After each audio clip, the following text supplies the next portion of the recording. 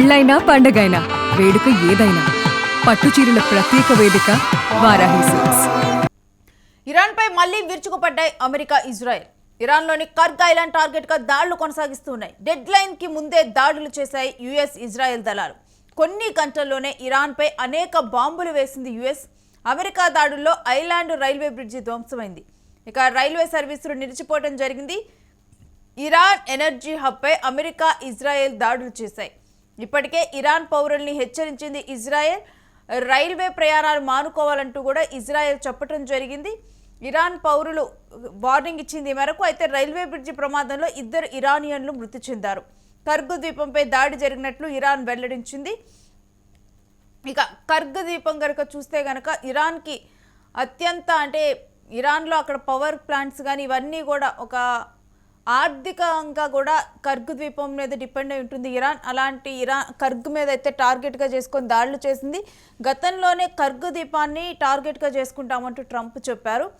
ఆ తరువాత దాన్ని విరమించుకోవటం జరిగింది. అయితే ఇప్పుడు యుద్ధం ముదురుతున్న క్రమంలో కూడా ట్రంప్ మరోసారి చెప్పారు, ఈసారి వెనక్కి తగ్గటం అనేది ఉండదు, ఇరాన్ని నాశనం చేస్తామంటూ కూడా ట్రంప్ చెప్పాడు. ఇక అన్నట్లుగానే ఒక డెడ్ లైన్, మంగళవారం డెడ్ లైన్ పెట్టారు. కానీ డెడ్ లైన్ రాకముందరే దాడులు చేశారు. ఇక ఈ అంశం గురించిన డీటెయిల్స్ మా ప్రతినిధి సతీష్ని అడిగి తెలుసుకుందాం. ఎస్ సతీష్, ఈ దాడుల గురించిన డీటెయిల్స్ ఏంటి? ప్రస్తుతం రోజు రోజుకు కూడా మరి యుద్ధం ఇంకా తీవ్రవతమవుతున్న పరిస్థితి కనబడుతూ ఉంది. ఏదైతే ట్రంప్ పెట్టినటువంటి డెడ్ లైన్ మరికొన్ని గంటల్లో మరి ఆ డెడ్ లైన్ ముగిని ఉంది. సో ఆ డెడ్ లైన్ కంటే ముందే మరొకసారి ఇరాన్కు సంబంధించినటువంటి కర్గ్ ద్వీపం పైన దాడులు చేశారు. పెద్ద ఎత్తున ఇరాన్కి ఇది ఒక గుండెకాయ లాంటి ఇది. ఎందుకంటే మొత్తం ఇరాన్ ఏదైతే ఈ చమురు మీద ఆధారపడి బిజినెస్ చేస్తూ ఉందో దాంట్లో మొత్తం పెద్ద ఎత్తున ఒక 90% వరకు కూడా ఆ కర్గ్ ద్వీపం నుంచే మొత్తం కూడా ఆ చమురు వచ్చే అవకాశం ఉంటుంది. దానిపైన ఇప్పుడు దాడి జరగడం పెద్ద ఎత్తున చర్చనీయాంశంగా మారింది. ఇరాన్ను తీవ్ర దెబ్బ కొట్టిన పరిస్థితి కనబడుతూ ఉంది.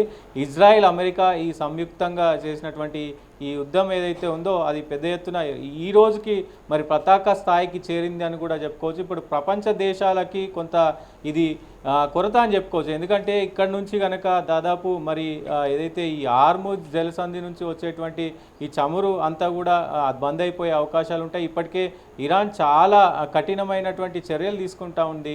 దాంతోపాటు ఇప్పుడు ఏదైతే ఈ ద్వీపం పైన చేసినటువంటి దాడి మొత్తం కూడా చర్చనీయాంశంగా మారిన పరిస్థితి ఉంది. ఇప్పటికే ఇజ్రాయెల్ నిన్న సాయంత్రం కొంత ఇరాన్ ప్రజలకు మరి విజ్ఞప్తి చేసింది. ఏదైతే రైల్వే బ్రిడ్జిలకు సంబంధించి రైల్వే ప్రయాణాలకు సంబంధించి కూడా మరి మీరు ఎవరు కూడా ఇరాన్ పౌరులు ఎవరు కూడా ఈ రైల్వే ప్రయాణాలు కొంత మానుకోవాలి, మేము ఖచ్చితంగా దాడి చేయబోతున్నాము, రైల్వే బ్రిడ్జ్లను కూల్చబోతున్నాము అంటూ కూడా మరి ట్రంప్ అలాగే ఇజ్రాయెల్ మరి చెప్పిన పరిస్థితి ఉంది. దాంతోపాటు ఏదైతే ఇరాన్కు సంబంధించినటువంటి అణు ప్లాంట్లు ఏవైతే ఉన్నాయో ఈ టెహరాన్లో కావచ్చు, ఇస్ఫహాన్ కావచ్చు, వీటి అన్నిటిలో కూడా మరి దాడులు చేస్తామని చెప్పడం, ఇప్పుడు ఇక్కడ ఏదైతే ఆ కర్గ్ ద్వీపం పైన దాడి చేయడం పెద్ద ఎత్తున చర్చనీయాంశంగా మారింది. ఒకవైపు గడువు పెట్టిన దానికంటే ముందే దాడి చేయడం, మరి ఎట్లా చూడాలి ఈ కోణాన్ని అనేది కూడా చర్చనీయాంశంగా మారింది. సో ఇటు వాళ్ళు 15 అంశాలపైన డెడ్ లైన్ పెట్టారు, ఇటు ఇరాన్ కూడా 10 అంశాలపైన అటు అమెరికాకు డెడ్ లైన్ పెట్టింది. సో ఈ డెడ్ లైన్ గడుస్తున్న సమయంలో ఇప్పుడు ఇరాన్ అలాగే ఇజ్రాయెల్ మధ్య ఈ యుద్ధం మరింత తీవ్ర స్థాయికి చేరుకుంది. ప్రపంచ దేశాలన్నీ కూడా అల్లకల్లోలమయ్యే పరిస్థితి ఖచ్చితంగా కనబడుతుంది. ఎందుకంటే ఈ చమురుకు సంబంధించి ఈ ముడి సరుకులకు సంబంధించి ద్రవ్యోల్బణానికి సంబంధించి పెద్ద ఎత్తున ఆటంకం కలిగే అవకాశం ఖచ్చితంగా కనబడుతుంది. కాబట్టి చూడాలి మరి దీనికి ఇప్పటికే ఎట్లాంటి సిచ్యువేషన్ ఉండబోతుంది ప్రపంచవ్యాప్తంగా. ఈ ద్వీపం పైన ఏదైతే దాడి జరిగిందో సో అది ప్రపంచవ్యాప్తంగా కూడా మరి దాని పరిణామాలు ఉంటాయి. కాబట్టి ప్రస్తుతం ఈ దాడిలో ఇరాన్కు సంబంధించినటువంటి వాళ్ళు 2 మరణించినట్టు తెలుస్తూ ఉంది. ఇరాన్ దీనిపైన ఇప్పటికే అఫీషియల్గా ధృవీకరించింది. మరి ఆ కర్గ్ ద్వీపం పైన ఇటు ఇజ్రాయెల్, అమెరికా దాడి చేశాయని ఒప్పుకున్న పరిస్థితి కనబడుతూ ఉంది. సో ఇరాన్ ఎలాంటి చర్యలు చేస్తుంది, ఇప్పుడు ఇరాన్ ఎలా దూసుకుపోతుంది, ఇప్పటికే గల్ఫ్ దేశాలను మొత్తం కూడా ఇబ్బంది పెడుతున్నటువంటి ఇరాన్ మరి ఇప్పుడు ఏం చేయనుంది, మరోసారి దుబాయ్ కావచ్చు, యుఏఈ కావచ్చు, వీటిపైన ఏదైతే ఈ దుబాయ్కి సంబంధించినటువంటి గల్ఫ్ దేశాలు కావచ్చు, ఇవన్నిటికి సంబంధించి కూడా గల్ఫ్ దేశాలపైన ఇరాన్ వ్యవహారం ఎట్లా ఉండబోతుంది, ప్రపంచ దేశాలకు మరి ఈ మొత్తం వ్యవహారంలో ఈ 3 దేశాలు యుద్ధం చేస్తున్న తరుణంలో ఇప్పుడు ఈ ఏదైతే ఈ ద్వీపం పైన దాడి కొంత అతులాకుతలం అయ్యే అవకాశం ఉంది. ఇప్పటికే అన్ని దేశాలు కూడా మరి ఇటు పాకిస్తాన్ లాక్డౌన్ దిశగా వెళ్తున్న పరిస్థితి కనబడతా ఉంది.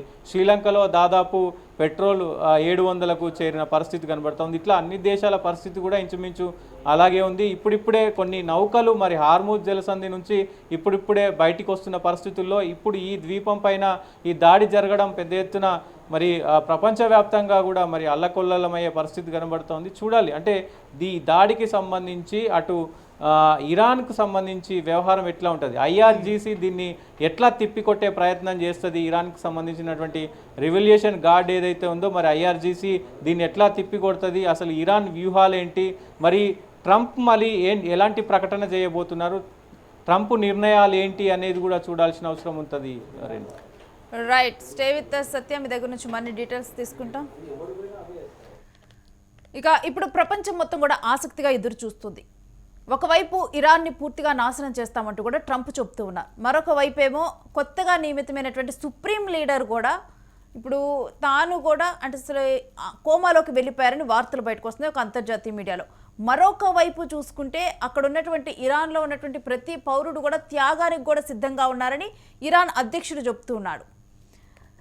ఇరాన్ వెనక్కి తగ్గే పరిస్థితి లేదు, అమెరికా యుద్ధంలో ఓడిపోవటానికి సిద్ధంగా లేదు, ఇరాన్ సరెండర్ అవ్వాలని చెప్పి ట్రంప్ అనుకుంటున్నాడు. ఇటువంటి క్రమంలో అసలు ఈ యుద్ధం ఎటుపోతుంది, ఎంత అల్లకల్లోలం సృష్టిస్తుంది అనేది కూడా అర్థం కాని పరిస్థితి. ఇక దీంట్లో కూడా ప్రపంచ దేశాలు ఎదురు చూడటం తప్పితే, ఎందుకంటే ఆర్థికంగా కూడా మిగిలిన దేశాలన్నీ కూడా చితికిపోతూ ఉన్నాయి. ఒకవైపు ఏమో షేర్ మార్కెట్స్ ఒడిదుడుకుని ఎదుర్కొంటూ ఉన్నాయి. ఇవన్నీ కూడా ఇవి ఒక పరిణామాలను మనం చూస్తున్నాము. ఒక ఆర్థిక సంక్షోభంలోకి వెళ్ళేలాగా కూడా కొన్ని దేశాల పరిస్థితి అయితే ఉంది. మరొకవైపు చమురు కొరతలు ఎదుర్కొంటున్నాము, ఇక భారత్లోనైతే గ్యాస్ సంక్షోభం ఎదుర్కొంటున్నాం. ఇలాంటి ఈ యుద్ధంతోనైతే ఇలాంటి ఒక ప్రపంచ దేశాలు కూడా చాలా ఒక ఆర్థికంగా కూడా చాలా కష్టకాలాన్ని ఎదుర్కొంటూ ఉన్నాయి. అలాంటి ఒక సంక్షోభ టైంగా కూడా కొంతమంది నిపుణులు అయితే దీన్ని చెబుతూ ఉన్నారు. మరొక వైపు నౌకలు ఎక్కడికక్కడ ఆగిపోవటం జరిగింది. ఇటేమో ఇరాన్ దాడులు చేస్తూ ఉంది, అటు అమెరికా కూడా ఇరాన్ మొత్తాన్ని కూడా నాశనం చేస్తామని చెప్పడం జరిగింది. ముందుగానే ఈరోజు రైల్వే ట్రాక్స్ని టార్గెట్గా చేసుకొని కూడా మేము దాడులు చేస్తామంటూ ఇజ్రాయెల్ కూడా పర్షియన్ లాంగ్వేజ్లో ముందుగానే ట్వీట్ చేయడం జరిగింది. అక్కడ ఉన్నటువంటి పౌరులు ఆ దగ్గరలో ఉండవద్దంటూ కూడా చెప్పడం జరిగింది. ఇక ఆ మేరకే దాడులు కొనసాగిస్తుంది. ఇక గతంలో కనుక ట్రంప్ ఏ విధంగా ఒక డెడ్ లైన్ ఇచ్చి ఆ డెడ్ లైన్ వచ్చే టైంకి కూడా విరమించుకున్నట్లు ఈసారి ఆ విధంగా చేయబోనంటూ కూడా ట్రంప్ చెప్పాడు. ఇక ఈ క్రమంలో ఎటువంటి ఉద్రిక్త పరిస్థితులు అంటే ఎటువంటి దాడులు అక్కడ జరగనున్నాయి అనేది కూడా ఇప్పుడు చాలా ఆసక్తికర అంశంగాను ఉత్కంఠ కలిగిన అంశంగాను మారుతుంది. ప్రపంచ దేశాలన్నీ కూడా ఈ పరిణామాలన్నింటినీ కూడా గమనిస్తూ ఉన్నాయి.